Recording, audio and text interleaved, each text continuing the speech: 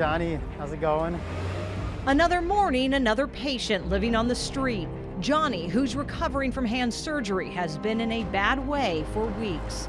Stays at the bus stop and he tries to use it for shade, but While taking antibiotics to heal, had a photosensitivity reaction from just constant exposure to the sun. physician assistant Brett Feldman is director of the Street Medicine Institute at Keck Hospital of USC. Los Angeles is home to an estimated 66,000 unhoused Angelenos at bus stops, on sidewalks, in parking lots, and off-ramp shanty towns throughout the city. The number one thing that we treat is actually congestive heart failure. A visit typically goes down like this with community health worker Joseph Becerra. We'll come up to a location, say, "Good morning, this is Brett, Street Medicine, anybody home?" So you respect their space just like you would someone else's home. Need some help, Louis? And then they come out and you begin to see them. What's going on?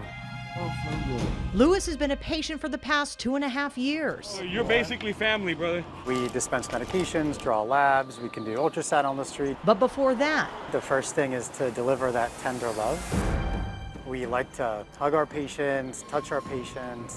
Hurts so bad. If we're not out there taking care of them, then nobody is out there taking care of them. I know it's not the pain that's bothering you that much. What are you thinking? Brett says for him, street medicine is a calling. Still, It's really hard. And to do it well, you have to be willing to share in some of their suffering with them.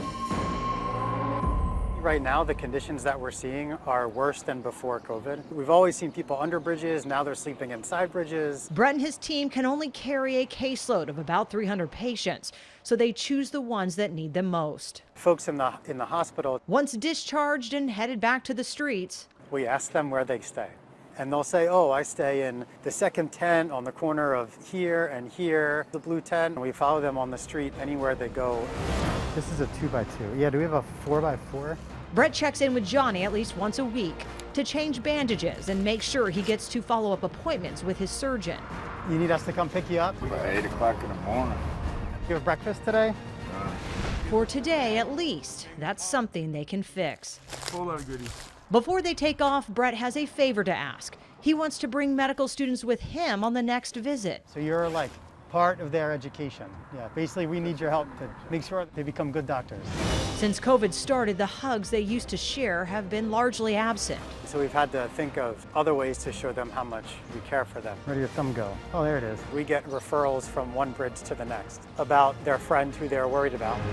And that's what brings me the most joy.